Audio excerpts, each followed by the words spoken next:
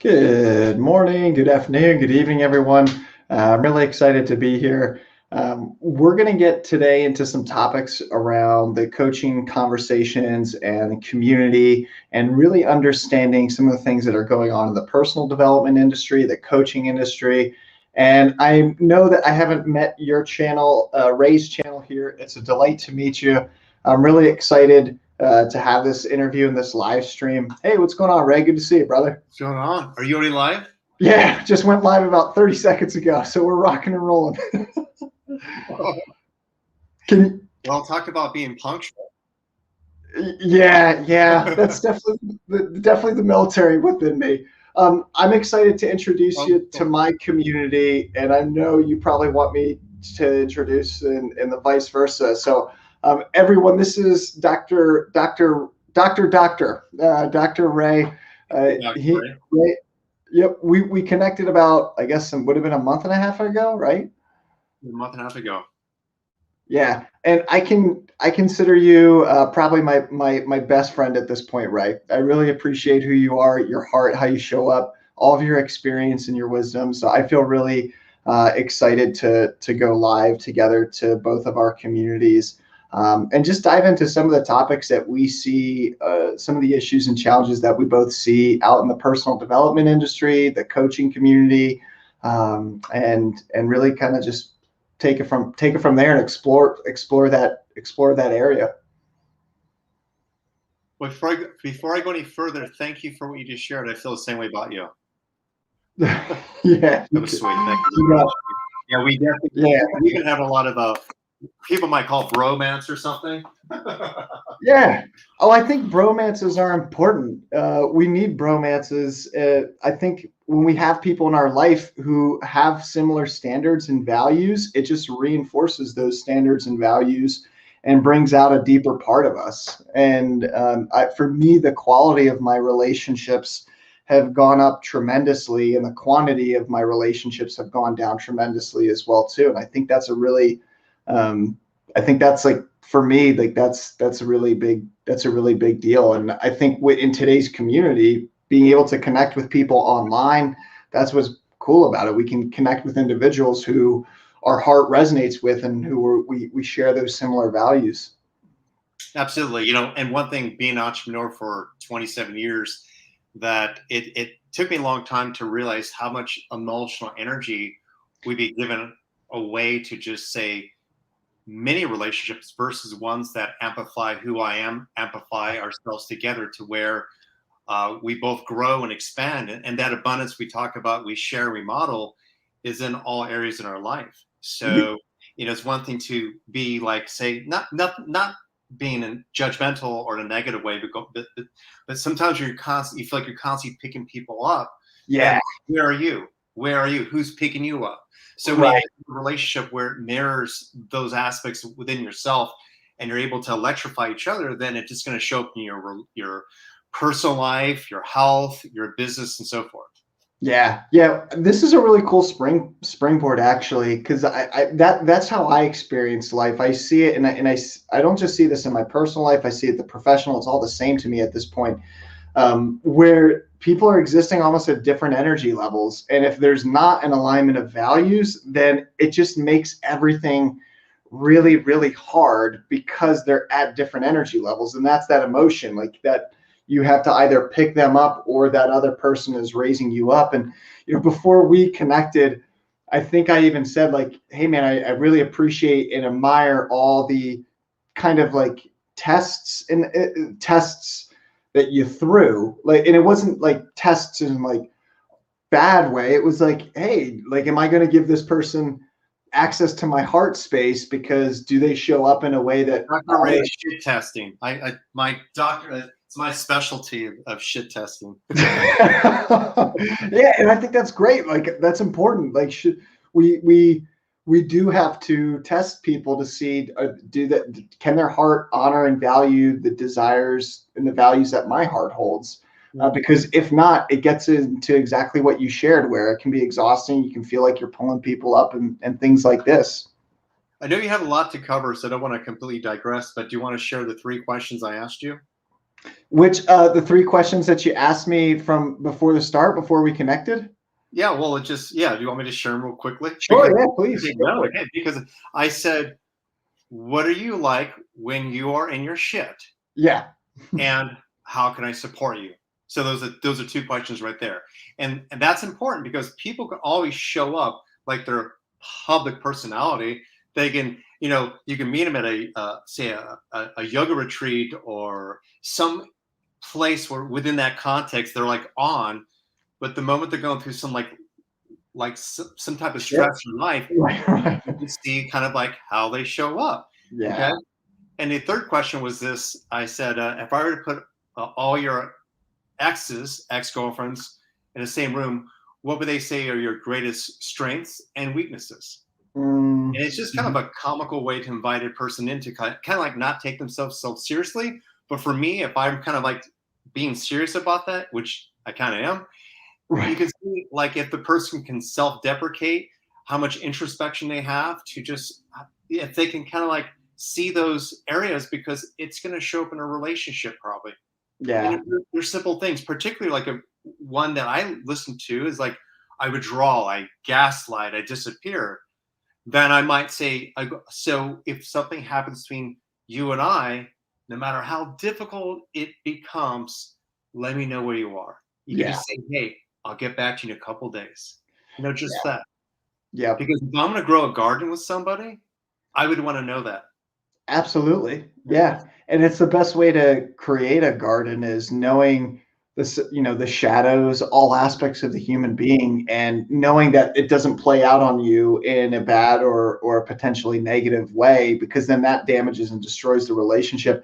I was just talking about this with a client, and we won't go too much into this, I guess, because we do have a lot to cover, but I was just talking about this with a client earlier this morning where the relationship that she was in, and I know you really focus on relationships in your work and you're really good at that. I could see that she wasn't having those conversations around the other person's shadow. And it was keeping the relationship from developing a deeper level of trust, which I see as deeper levels of trust equal deeper levels of satisfaction and fulfillment. And it means being there with people in the shadow, in the darkness, in their shit, so to speak. And I could see that she was avoiding those areas and those dialogues. And so we brought that to the surface and said, well, what would happen if you didn't have to hide those aspects of yourself and you actually went into that? And how do you think that would change the dynamic of the relationship? Yeah, definitely. You ready to go down these points? I'm ready. Cool, man. So, really, the way that I wrote down some points before we got on this talk, I thought it would be valuable to go into. I really wanted to explore some of the challenges that I see in the coaching industry and the personal development industry. You've been in this for such a long time. I've moved pretty quickly through it, but I'm always learning and growing and learning new things and hearing other people's perspectives.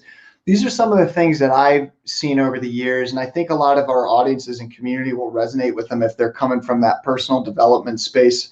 The first one I say is the best sales and marketing people can be more financially successful, but that doesn't equate to level of mastery of their craft. And that was a hard truth for me to accept. I mean, I had to accept that truth 2 years ago where I realized, well, you can be really good in this space and you can have a real great service, but if no one's hearing about it, and you can develop a business successfully through word of mouth because of that effectiveness, and I would say that's probably more important than anything else.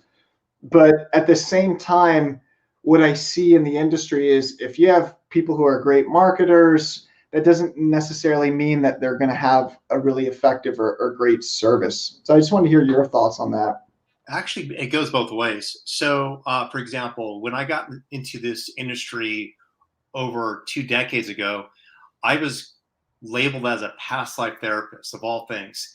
And the people I was attracting were kind of like more those who are like kind of in a hippie community to just, they want to see who they were in a past life. It wasn't necessarily addressing, like stuff in their life that was, I would say, pertinent, like something they need to work on. And Mm, so in that, I changed my language. I changed my copy. So I had a really good modality. It wasn't just past life. It was a whole process I learned from my mentor. But I had like a great skill set to work on some really deep, difficult things. But Mm-hmm. put myself out there as a past life therapist, I was kind of killing myself. Yeah. So, like it was blocking me from being able to serve more people. So when I changed that, like my business changed immensely. It got better and grew. Now, the other part is this. Then you have where a person might be really good with language and the copy, but they don't really offer the value. Right. The mastery of the craft, for me at least, is both. Yeah. Yeah. Because when you wake up every day and you see yourself in a mirror, you got to like what you see. And if you know you're not being your best, if you know deep inside of you, maybe it's kind of a little bit more profit driven versus still trying to offer value, you'll see it. And you can't bullshit. Mm.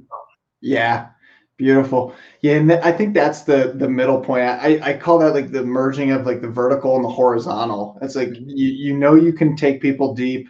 You know you're really good. You know you bring a lot of value. You're centered in that, but you also have to have those horizontal skills that allow your work to expand and grow. Because I see, and I've coached, and I've been an individual who's had a lot of value and brought it to the table, but didn't necessarily have the right skill sets on the outside, and that affected my business. And then I'm also grew bitter from that, went to the complete opposite end where it's like, well, I'm just going to focus on profit, but then I also wasn't delivering on those high values and wasn't integrity with myself. And yes, maybe I made more money, but then that wasn't as satisfying because I could see the quality and the vertical depth of the work went down. So I really think it is finding, at least for me, and what I've seen over the years, is finding that middle space. Like, where is it that you can take people really deep, but at the same time, like honor yourself as a business as well too, and keep your heart happy, the heart of the work happy, the heart of the other client in a space where they're experiencing true transformation. And I think staying in that space, that's what it's about from Well, my perspective. Yeah. it's and again, this is kind of covering that same thing. Is that there are a lot of people in this industry who don't do too well. They don't Mm-hmm. make much money. It's kind of Mm-hmm. maybe more of a hobby, or Yeah. just they don't understand how to do it. They're not being honest with themselves, like such as I'm not really good with sales, or I actually even hate something, to Mm-hmm. where they have a talent, they have something to offer, but they can't be the best at all things. So, in any type of successful business, it is being able to see where you fall short. And Mm-hmm. one way to be able to harness your true skills and be successful is being honest with that. Like, for example, even when I digress a little bit, when I asked you that question, what are your greatest strengths and weaknesses? Well, like for me, I do not like tech work. Yeah. I and I'm not gonna say I suck at it. I can't You pull know out how to a do it. manual and read it. Okay, I'd rather watch a YouTube video or something. I've come Yeah. to understand that. So that's something I'm truly honest with. In the amount of energy that I put into it, to other people would procrastinate on trying to build their business because they see something that looks so hard, or maybe they don't admit to themselves that I suck at it, definitely affects your business in a very Yeah. negative way. So Yeah. being able to fuel your business, being able to master your craft is also a process of self-reflection throughout the process. What's worked for me? What's not? Where Mm. can I really capitalize on my energy, my friendships, to what can really help me build?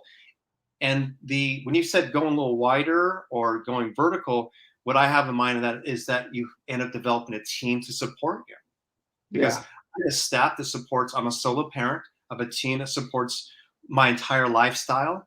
I have a team that supports me as Dr. Ray as a coach, and I'm even Mm. stepping up another level to where I'm scale my business, which is a Mm. whole other step, because I will continue to outdo myself. I'll continue to outgrow my business. Just like Yeah.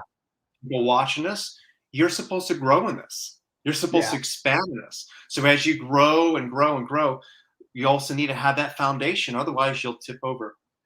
Right.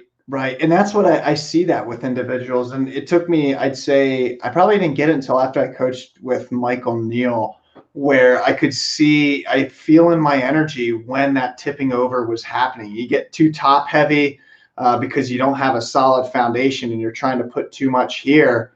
And that's that experience of lack of grounding, I guess we could say. Yeah, definitely. Yeah, and that this is maybe another topic, but it's like when people truly Hmm. find their why when they center themselves, then it's hard to waver. It's Hmm. waver, not necessarily taking an action. Like I'm going to do this now. You know, I'm going to start doing hypnosis with dogs now, as Dr. Ray. Uh, Right. it can be just wavering with your emotions, that original passion that drives you forward. Because most people get in this industry, it's that first ping. Oh my God, it felt good to help someone. And maybe you did it for free, or you did it for $100, but that first ping. But those pings are the dots that connect you to your becoming. And so when I even had moments of where like business was like during the pandemic, first 2, 3 months, my business went, but also like I was taking a break. I was happy to be able to work barefoot, which I am right now too. Like there's little things that I know are what my why is, or why I do what I do. Mm, Really mm. hard to knock me over. Yeah. When Yeah. coaches are crystallized into this experience, it's like it's really hard to waver because you're not defined by all these things and moving parts. In fact, the reason why people hire you because they need you to ground them. Right. Yep. Yeah. I love that. Yeah. When you're really grounded and centered in it, people can feel that. They feel the connection to the heart. They feel the connection to the earth. They feel that top down, the bottom up, that connection, and then you become a pillar within yourself. And I love how you said it starts with your why, because it really is. Once you ground in that, like I didn't get grounded in that till probably about, I'd say two years ago, not even, probably about a year and a half ago, probably about 8 months into my work with Michael Neal. It was like, oh wait, like I've invested close to $250,000 in this work, and like this is what I'm doing. Like I'm taking this to the grave, and I'm okay with that. That's a life worth living to me, and this is it. Like not much is, yes, things are going to come and go, things will shift, but that's it. And once that took root and grounded in, everything, yeah, nothing can really tip you over. You still may, have like storms come through and the tree may sway, but you can't be unplanted from that. And that I think that is really important for my generation here, the millennials, because they have so many different options. And I see a lot of them kind of wandering around. Like I see a lot of them travel a lot. I love traveling. I think it's cool. Hey, But Jared, can I yeah, first compliment you and then ask you a question? yeah, sure, go for it. Yeah. Oh, so first off, and I hope it doesn't sound like I'm talking down to No, no, I Jared appreciate. is No, I know that. really amazing for his age. Like really kicks ass. Like he's just consciously there. So, and I'm just amazed by your work and the fact that you're able to share. Like you just got this within like a year and a half. Some people can kind of go, "Is he experienced enough to like? What was it to like?" The point of this is this doesn't have to be that hard. Right. A lot of things I share with Jared is kind of like this from this perspective. Don't do it as fucking hard as I did. Like, like I come from a different generation where like I beat myself up against an invisible wall. So can you share like how much your business and personal life shifted by this knowingness in just that year and a half? Because that's what's more important. It's not about like, it's about I'm there now and it's happening. And if it took me this long to get here, so can you. You Right. know what I mean? Yeah. So Thanks for sharing that, man. I appreciate that compliment. My heart fully takes that in. It's and it makes life easier. Once you're convicted, it's easy to convince other people because it's not a convincing. It's you're convicted in it. Like mhm. you're grounded in it. You're rooted in it. Sometimes I'll reach out to an organization or something like this 3 or 4 times, and they'll say, what, like, why do you keep calling? And it's like, I'm not going anywhere. Like, you want to call me up like 3 years from now, like this is what I've chosen to the purpose to be, the path that I'm choosing to create. And that's what allows, I think, you to have a stability within the self, and people feel that stability and they fall into that stability. And that's what allows us to actually build out here in the horizontal, out in the world. And that's one of the challenges that I, just to bring it back to the topic of the conversation, I guess, is that's one of the challenges that I see in the industry, because people can come in and out real quick. And for me, working with my mentor, my last mentor, Michael, because he'd been in it for 3.5 decades, once that really sunk in, like I evaluated everything. Everything went up in the air during that coaching relationship. It was like, man, do I really want to spend the rest of my life working with the shadow of humanity, and or a lack of development, or these things? And then once it settled back down, it could expand and grow more. And I think that's where a lot of like success or external creations, and when I say success, I mean internal fulfillment and external creation, not just either or. I think it really comes in from getting rooted and grounded in how do I want to show up? What's a life worth living? What's my why? Those things that Simon Sinek speaks about. And then how can I just continue? And are my actions aligned to that on a daily basis? And there might be times where we need to take a step off the path to like take a breather. And that, I think that's necessary for our humanity. But knowing that the path is right there and that you're just taking a step off of it, you don't. I used to take a step off the path and then doubt the entire orientation to my life. And oh man, but it's like, oh no, you're just taking a step off the path, take a little bit of breather, get back on the path. And one of the challenges I see within the industry, and I'm seeing a lot of comments and stuff come up, guys. So if you have any questions for either of us, please feel free to put them there.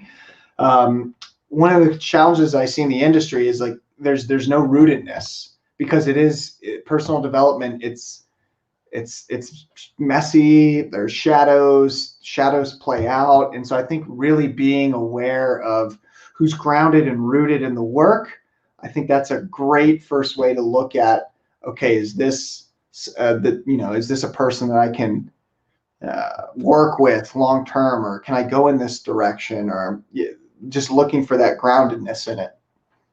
Yeah, absolutely. It's something to root. I'm gonna share something that I'm coaching a man who is like I think number 7 in the country as a realtor.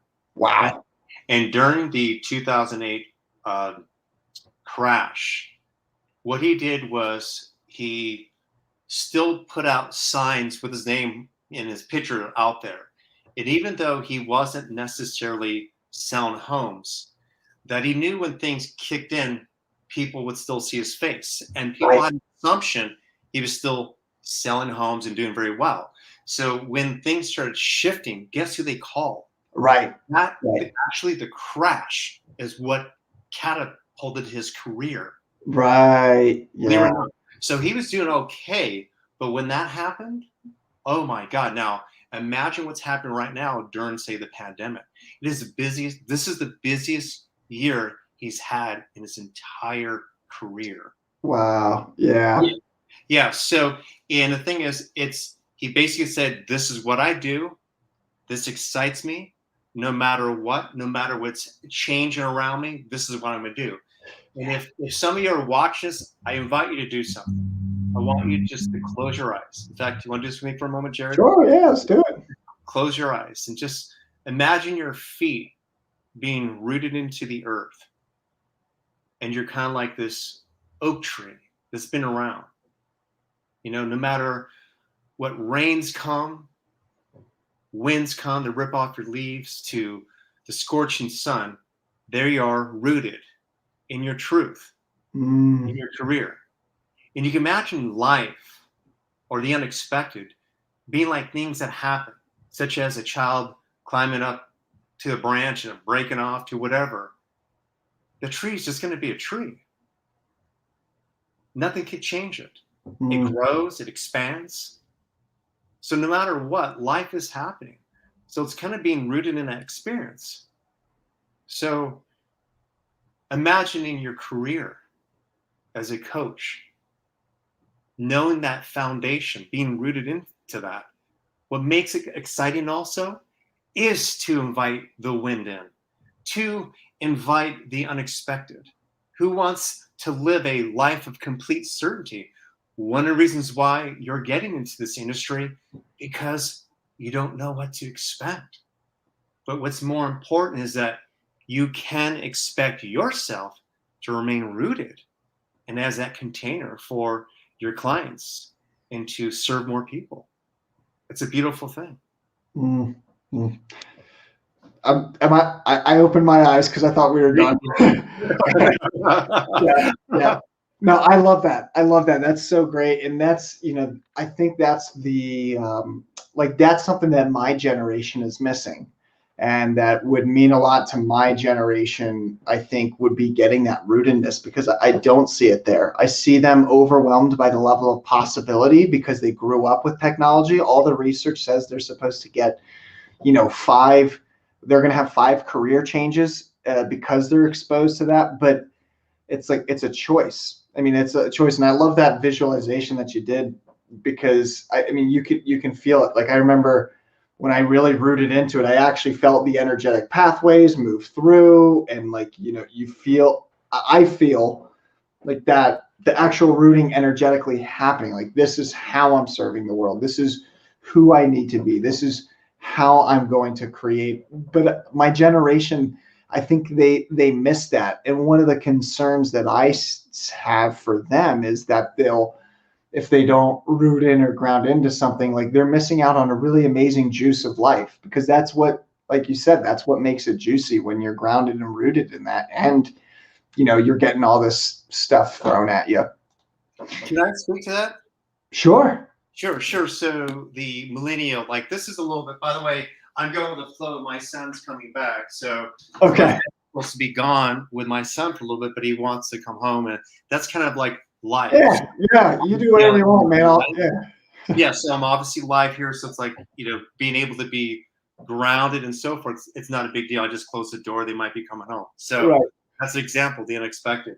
But control, being rigid like that, creates so much stress in our lives. So speaking to the millennials, here's just a perspective, and it's this. So what I see with millennials is that you've entered old systems and paradigms that are no longer working. They have become particularly more transparent during 2020, 2020 vision, to where it's across the board. It's from the macro to the micro of systems, from even the idea of traditional marriage to our healthcare plan to everything else, politically or whatever else. I feel as though millennials are tapped into that awareness, like that openness. And so therefore, that kind of baby boomer language, you have just 2 choices, didn't work. Like, on a deeper level, I connect to millennials on that level where they're like, this doesn't make sense. But the negative narrative I see from, like, Gen X generation and baby boomers is like, just pick a side, you pussy, or choose this, choose that. And yet in that, you recognize that this didn't work for you because you look grumpy and agitated, and like, we're moving, the collective is growing. And so therefore it's like this indecisive. In addition to that, you have apps. Holy shit. I can actually meet many people if I go through a breakup. It's like, okay, options, not saying that you do, to, oh, I could work from home. I could do this. Well, why wouldn't you have, like, pause in that? I would be indecisive also. I would be indecisive also if I was a millennial. I'd be like, the fuck? So I think we have greater choices now. And as we more move into those new collective ideas and the expansion of that, then that might be the norm. Then you have the Gen Zs and other behind there kind of going, we have options, thank God. And the millennials are leading the way. Or hopefully people like myself also are helping create that as well with this new awareness. I love that you bring that point up, because I am seeing, I was talking about this in the coaching and the business master class the other day, where everything's flattening out, like, because of the free flow of information, technology, everything really is flattening out and becoming up for grabs, Mhm. so to speak. And when everything flattens, like, when I coach people who are 25 years older than me, they're asking questions that I've already asked, that I was asking when I was 23, just for the first time. And Mhm. so there is this like flattening out, and the power structures and like everything is kind of becoming equalized. And I think we have to. I think a great thing is the millennials can honor the value and the experience and the wisdom of the generations that have gone before us, and the generations that have gone before us can also honor the fact that we are living in a new world. There is so much more potential and possibility, and a lot more is up for grabs than ever before. By the way, I heard that. I took that in. Just there's some questions here. Do you want to? I don't know. I don't want to take over the steering wheel. Yeah, But sorry, I keep walking away. I just drink a lot of water here. there's a couple great questions. I'm seeing Linda. Hey Linda. Hey Tracy. Hey Marta. Hey Corey. Okay, so I'll bring up the first question here. It looks like, let's see, we have.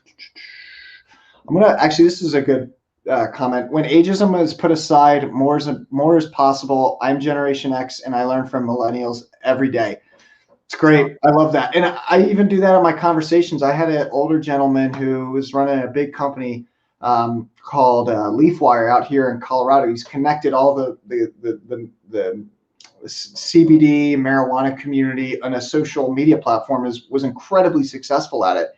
And he said, "You look really young." And I said, "Well, I am really young. Can we put the ageism aside?" Like, because this is what I'm doing and this is what I'm creating. And I would love for you to just see me through the lens of value, irrespective of age and all those other qualifiers. And just me being able to voice that, I had a moment where I was like, "Wow, nice job, man." But but like that's the new world we're in. Like, and we have to be able to communicate to that, because sometimes that gets in the way of the sale, that gets in the way of the conversation and creating a true connection.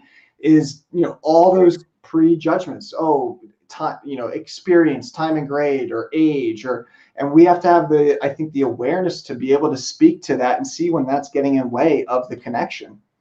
Absolutely. It just reminded me of something. And this is part of that expansion because you shared something that might not even seem like it's the same thing, but for me it is. And Mm-hmm. that is when my mentor scouted me, he discovered me. I was young. I was Mm-hmm. younger than everybody. He took me around the world to assist him.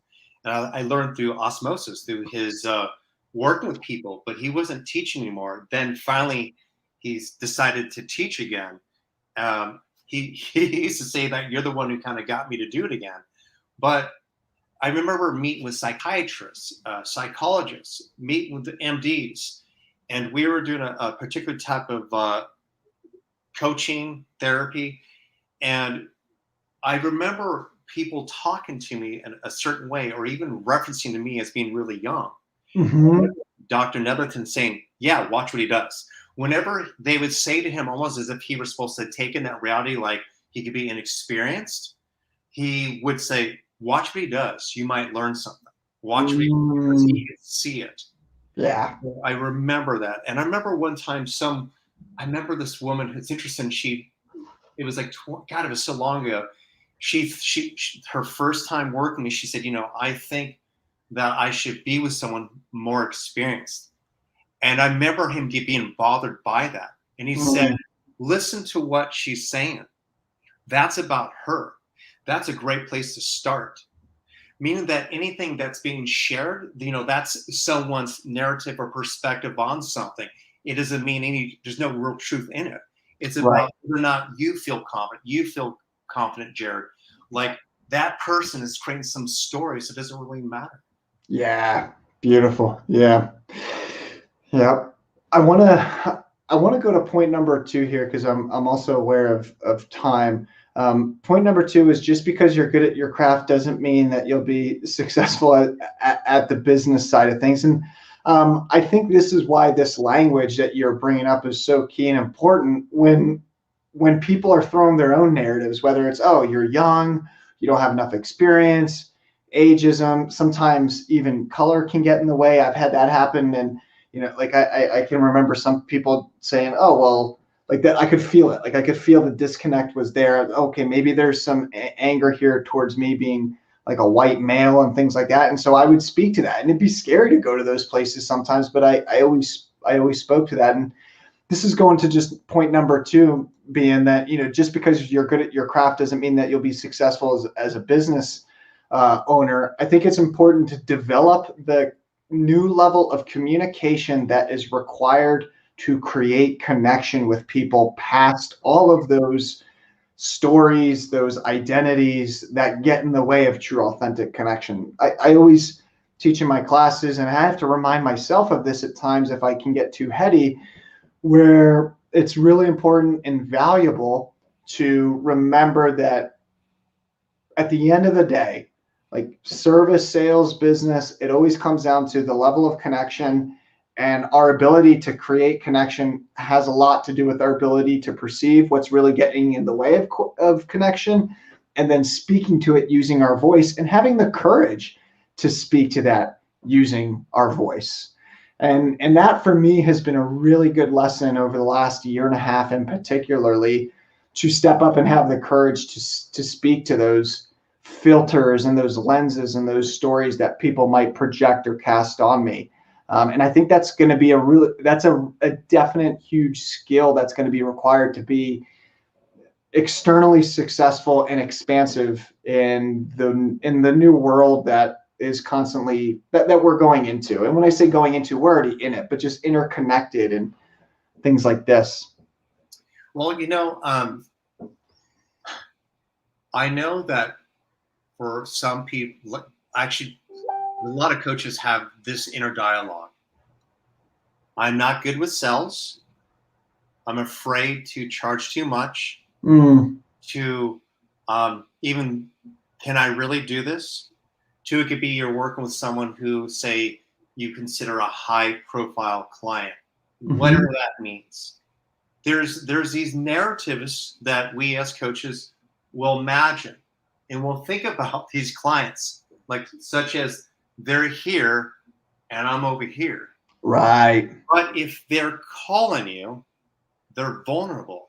Yeah. That alone says a lot. Yeah. If they're on a phone call with you, they're saying there's something you have that might be able to help me. Yeah. You already have them. Yeah. And sometimes that happens is that in the beginning, they, like, for example, I'm working with two billionaires. And just to share something with you, people watching this. Yeah, bring it, man. We want to hear it. This is pretty funny. So just I'm gonna digress for a moment to make bring it, man. We want to hear it. So imagine trying to do like help Mick Jagger develop some self-awareness. I mean, Mick Jagger's been Mick Jagger for, he's like, I want a Pepsi, and like the freaking Coke, the Pepsi's gonna show up in the jungle. You know what I mean? Right. Like he has the most skewed perception of reality. Right. Like, meaning he probably doesn't understand.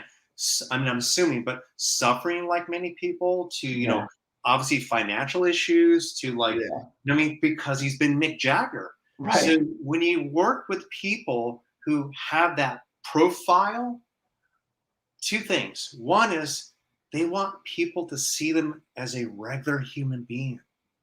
Yeah. Here's another one. Two is that when they talk to you, they might be unconsciously shit testing you also, because that happened with a client I converted last week, 2 weeks ago actually, and where high profile client, whatever that even means, but he was kind of arrogant, like just tell me how much he knew, and he's worked with other people, and like, but I just stepped back and listened to him because I knew that he was doing this because he was scared also. Yeah. It's a different way. It's kind of a defense mechanism to say like, I need help. Help me, but this is who I am. Blah blah blah blah blah blah blah. It's a reflection.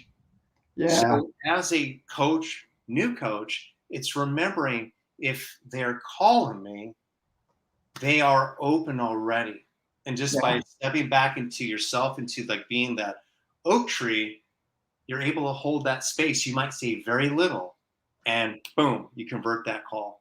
Yeah, I love that. I love that. Did And I I, I digress with the original purpose of like this topic? well, I think this is it's all coaching.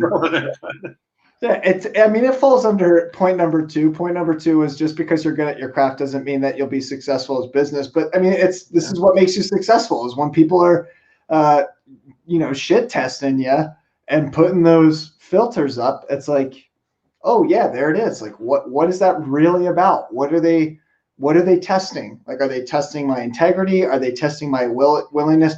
So I mean, we could take this conversation. I see women do it, challenging men. I know you see that all the time with your work when you coach women. You see them challenge a man, and then sometimes a man will shut down because they don't know how to deal with the emotional side of a woman, so they start spiraling out. And I've been there. Like, no judgments. I've totally been on that side as well too. Um, Yeah. yeah, Try to do couples coaching. When whatever's happened between them happens with you. right. Yeah, yep. Awesome. Well, let's get into point number three, and then we'll start closing up here. Number three was you will have to deal with sales trauma and let down and let down other human beings and the expectations of others. I think this was a big one, recognizing, like, I've noticed as I've stepped up in leadership capacities and capabilities where just by the very nature of me being in a leadership position that I'm dropping the ball at times where I don't even know it because someone's thrown unconscious expectations at it. So I always tell, and I teach this in the courses and classes, like, always manage expectations up front. Like, they have to, because if not, it can play out on you in the long run. So I think a really important, I guess, facet to own doing transformational work is that you're going to upset people. People are going to be disappointed in you at times, and that's inevitable. But if you can trust yourself to manage the situation when that does happen, you can go forward with more ease and more grace. Absolutely. Can you share the beginning of the plan again for me? Yeah, absolutely. So you will have to deal with sales trauma and let other people expectations of you and others and what may happen, that's going to be there's going to be times where they're going to be disappointed. What I see is like a lot of the big shadows in the industry.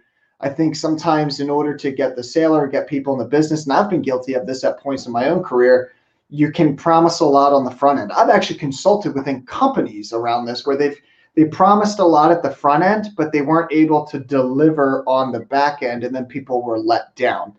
Mm-hmm. So I see that come up, and now being at a point in my own work where I know a lot of the ins and outs, and I'm always learning and growing more, but I know a lot of the ins and outs. I can see where people have been let down, and sometimes I'll get individuals coming to me where I'll see where they were let down. They didn't even know that they were let down, but I'll see it in their body or I'll see it in their expressions, and I'll say, "Oh wow, it seems like you were really frustrated or upset or disappointed," and I can see it there.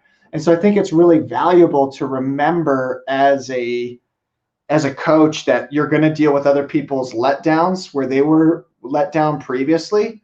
And also, you might let other people down if you don't properly manage expectations up front. Yeah, I saw one of your videos at the beginning of it, or a class where you talked about wait until after the class, like you Mhm. were holding that container, that space to, like, don't judge, like, kind of go through this process, which I kind of can tell that's that container because it it could happen. It Yeah. could happen. And the thing is, there are no guarantees. Like, I'll share the kind of guarantee I offer people because it's not my pitch, but it's actually truth. And I basically say this. I said, typically it only takes me 4 to 8 one-on-one sessions with a client or couple to get them where they want to be, to achieve that result. Like, a Mhm. 90% success rate. So Mhm. what about the 10%? Okay, well, I'll share this. It'll be very helpful. They're not giving you everything, Yeah. meaning that there's like some shadows they're not sharing. They're not as committed. Yeah. There's actually another truth that they haven't realized in their experience that they have to look at. they possibly had a parent pass away. They're a little discombobulated still with dealing with that. You just don't know that. Right. They're still paying their bills and dealing with shit, and they're trying to better their life, and they're hoping that you are going to be the savior or whatever else. When there's 2, 3 other programs, they're still juggling also, so they don't have their entire attention on what it is that you're doing. I can keep going on and on. Right. 10% I discovered was always because it was a level of commitment. They had something kind of going on with in their life. Right. And so, but again, you could become like the projection because they're looking at you like as if you're like the savior.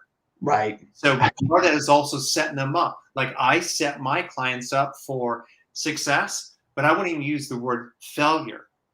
I use the word more that here are the possibilities. In fact, steal some of these tips.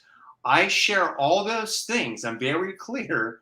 If you are holding back, this is what can happen. If you're drinking and not telling me, this is what can happen. Right.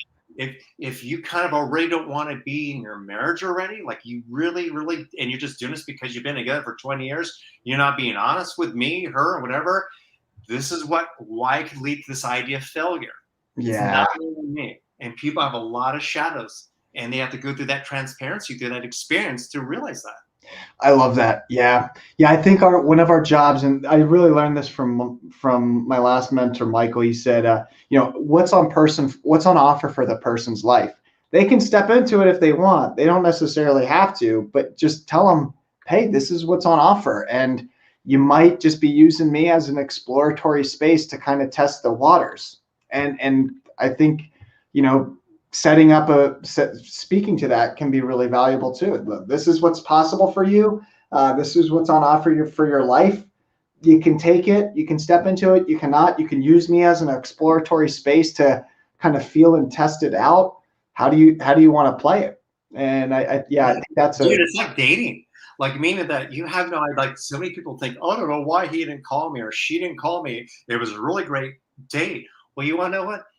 That dude, that woman maybe had 3 very exciting dates. In fact, they maybe made out with those people, but they're testing the waters because they're still getting over their divorce. Right. And always, and so some people are not fully invested, which steal this tip also, is that when I get a person on the call before they work with me, I always ask this question: why now? Yeah. Why not? Reason why? Because if they're just reaching out to me because it's just a moment, they got drunk that Saturday and got into a fight, or like they hit rock bottom on something, or they got to just pay their bills right away, they're reaching out to me because they're reactionary.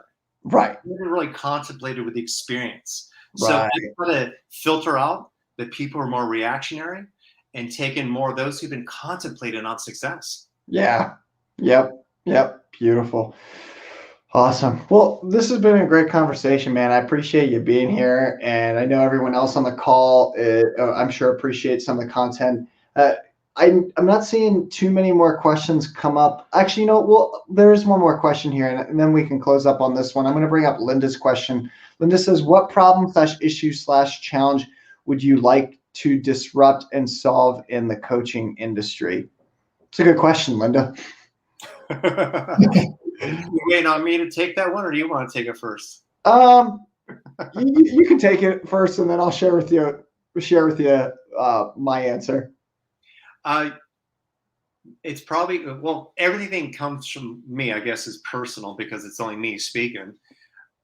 Anyway, one would be that there are a lot of people say becoming coaches, and there's some truth in the fact that some people can say it's become very saturated, but it doesn't mean there's a lot of really good coaches following through and being committed to the craft, to the whole process.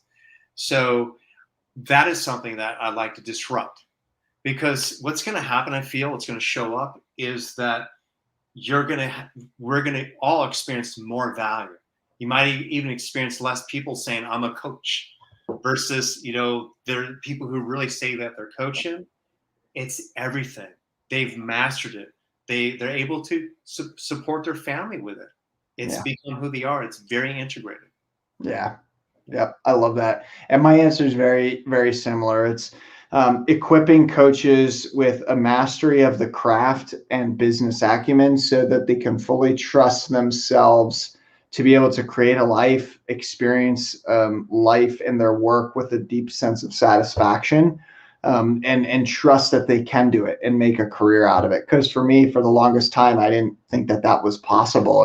And I didn't really get rooted or grounded in it probably until a year and a half ago, with Michael, and where it was like, okay, yeah, like this is the challenge that I want to help and support in the industry is really a mastery of the craft and people trusting themselves that they can create support, security for themselves and their families in a way that serves the community and fulfills their soul, but also keeps their bank account full.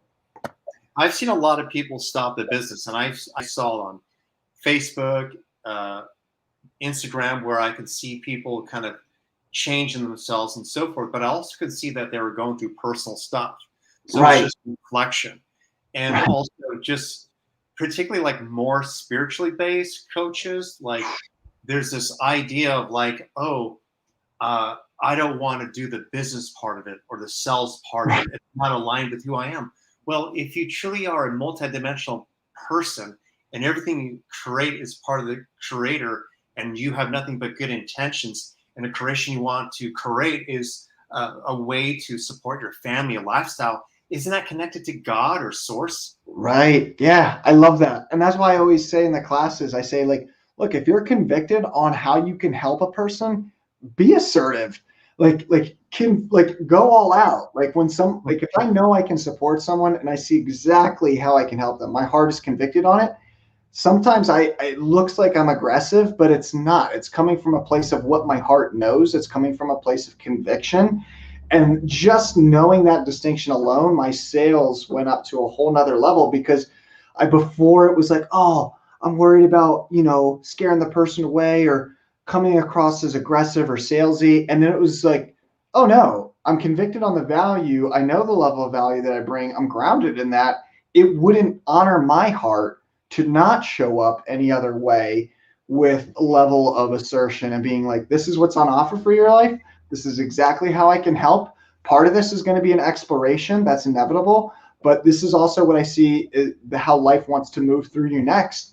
I'd be delighted to be the person. I want to be that person. Will you step in? I mean, I've been in calls where, I mean, it literally, I saw myself afterward and I was like, man, I was pretty intense, but it was intense of like what my heart knew was true. And like, that's, I think, if people can ground into that on a sales level, no matter what industry you're in, whether it's coaching, whether it's whatever it is, they'll see their business go up a lot.